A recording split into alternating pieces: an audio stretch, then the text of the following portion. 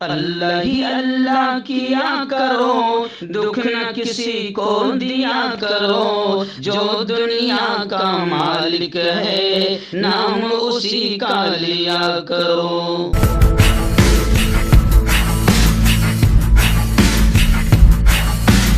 تکمیلی تلبینہ طاقت، صحت اور شفا کے لیے سنت اور طب نبوی کا بہترین نسخہ۔ ابھی آرڈر کریں، کم پیسے میں ہمارے ساتھ بزنس شروع کریں۔ بھارت بھر سے ڈسٹریبیوٹر اور ہول سیلر بننے کے لیے ابھی کال کریں 9579591975۔ تکمیلی food products private limited, Malegaon, India. جوڑوں کی پرانی سے پرانی لاعلاج تکلیف جیسے گھٹنوں کا درد، پیٹھ اور کمر کا درد، کندھے، گردن اور پیروں میں درد کے لیے سنٹی پلس دیسی شفا لائے ہیں مرد اور عورتوں کے تمام گپت روگوں کا علاج۔ پہلی خوراک میں حیرت انگیز اثر دیکھیں۔ اگر آپ ہم سے انڈیا اور انڈیا سے باہر دوائیں حاصل کرنا چاہتے ہیں، اسکرین پر دیے گئے نمبر پر کانٹیکٹ کریں۔ Thank you. السلام علیکم ورحمۃ اللہ وبرکاتہ۔ ناظرین، استقبال ہے، سواگت ہے آپ کا viral news live studio Jalgaon, Maharashtra, India میں۔ میں آپ کا میزبان مفتی محمد ہارون ندوی۔ آئیے پرائم نیوز میں آج پھر بات کرتے ہیں گیان واپی کو لے کر۔ بڑی خبر اس وقت آئی ہے، اور ایسے ہی اب ظاہر بات ہے کہ نفرتی چنٹو تو رکنے کا نام نہیں لے رہے ہیں، تو اب متھورا شاہی عیدگاہ کو بھی لے کر بڑی خبر آئی ہے۔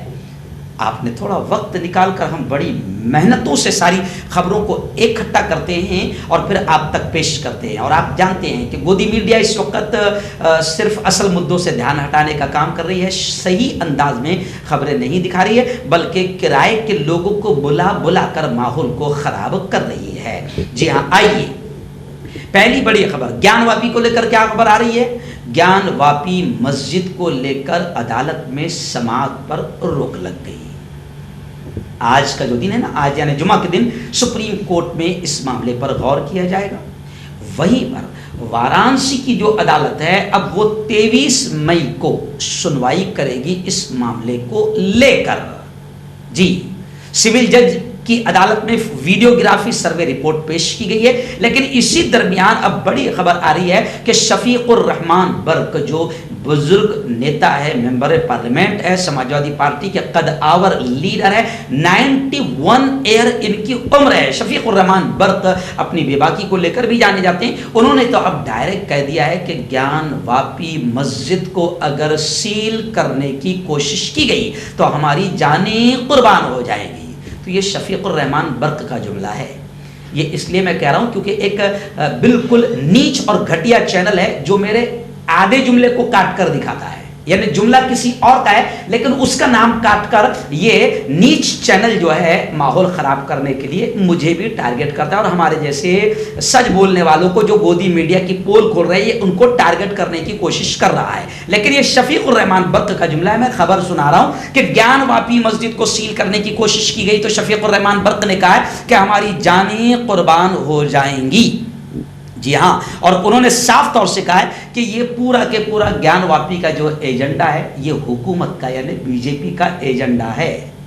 اکھلیش یادو نے بھی کہا کہ یہ بی جے پی کا ایجنڈا ہے، مایاوتی نے بھی کہا کہ یہ بی جے پی کا ایجنڈا ہے، کہ بی جے پی کیا کر رہی ہے کہ اس کے ذریعے نفرت پھیلانے کا کام کر رہی ہے۔ اس سے ملک کا کوئی فائدہ نہیں ہونے والا، صرف نقصان ہی نقصان ہوگا، کیونکہ جب ظاہر بات ہے کہ بابری مسجد کو تو لوگوں نے بہت آسانی سے مان لیا، 30 سال تک مقدمہ چلا، لیکن اب بابری مسجد رام مندر کا مدعا حل ہو گیا تو بی جے پی کے پاس کچھ نہیں بچا ہے۔ اس لیے گیان واپی کو لایا جائے گا، تاج محل کو لایا جائے گا، قطب مینار کو لایا جائے گا، بھوپال کی مسجد کو لایا جائے گا، ایسی جتنے ان کے نفرتی چنٹو خریدے ہوئے دلال ہیں ان کو استعمال کیا جائے گا، اور ان تمام مدعوں سے ہمارا ملک کا 5 پیسے کا بھی فائدہ نہیں ہے، بلکہ نقصان ہی نقصان ہے، نقصان ہی نقصان ہے۔ اللہ کرے کہ ان بھکتوں اور گوبر بھکتوں کو یہ بات سمجھ میں آ جائے کہ حکومت کیا گیم کر رہی ہے۔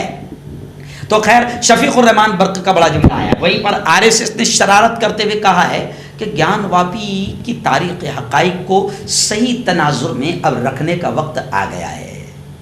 تو لوگ کہہ رہے ہیں ہاں بالکل، اب ساری حقیقتیں سامنے آنی چاہیے۔ اب لوگ سوشل میڈیا پر آر ایس ایس کے اس بیان کی بات کہہ رہے ہیں سوشل میڈیا پر کہ بالکل ساری حقیقتیں سامنے آنی چاہیے کہ آر ایس ایس कैसे इस मुल्क की सबसे नफरती तंजीमें और मुल्क की दुश्मन तंजीमें हैं। ये भी हकीकत सामने आना चाहिए कि आरएसएस का इस मुल्क के बनाने में, सजाने में, संवारने में, इस मुल्क को आज़ादी दिलाने में 5 पैसे का भी रत्ती बराबर भी हिस्सा नहीं रहा है। और यह भी हकीकत सामने आना चाहिए कि आरएसएस हमेशा अंग्रेजों की गुलाम और अंग्रेजों की वादा माफ गवाह बनकर रही है और आरएसएस ने कभी भी इस मुल्क का भला नहीं किया। यह भी हकीकत सामने आनी चाहिए कि आरएसएस ने बरसों बल्कि 50 साल तक अपने हेडक्वार्टर पर तिरंगे को नहीं लहराया है। तो आरएसएस की भी हकीकत सामने आनी चाहिए। लोग ऐसा भी कह रहे हैं।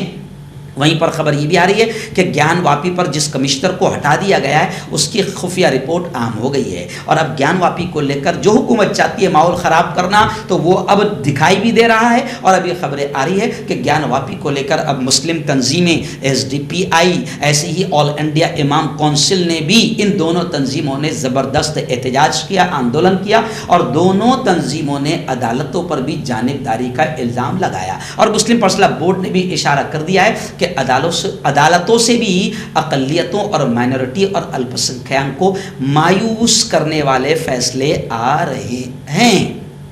और आप जानते हैं कि ज्ञानवापी के खूबसूरत मस्जिद के हौस के पानी के फुवारे को शिवलिंग बता दिया गया, तो उस शिवलिंग पर भी लोग तबसरा कर रहे हैं। तो इस तबसरा करने की वजह से प्रोफेसर रतन लाल ने शिवलिंग पर तबसरा किया, तो इसकी वजह से दिल्ली पुलिस ने उनके खिलाफ केस दर्ज कर लिया है। प्रोफेसर रतन लाल ने एक दिन पहले सोशल मीडिया पर ज्ञानवापी मामले में शिवलिंग मिलने पर काबिल एतराज़ एक पोस्ट किया था। डॉक्टर रतन लाल हिस्ट्री के प्रोफेसर हैं, इन्होंने PM नरेंद्र मोदी को भी एक खत लिखा था। तो अब इनके शिवलिंग वाले पोस्ट पर बाकायदा इन पर मुकदमा दर्ज हो गया है।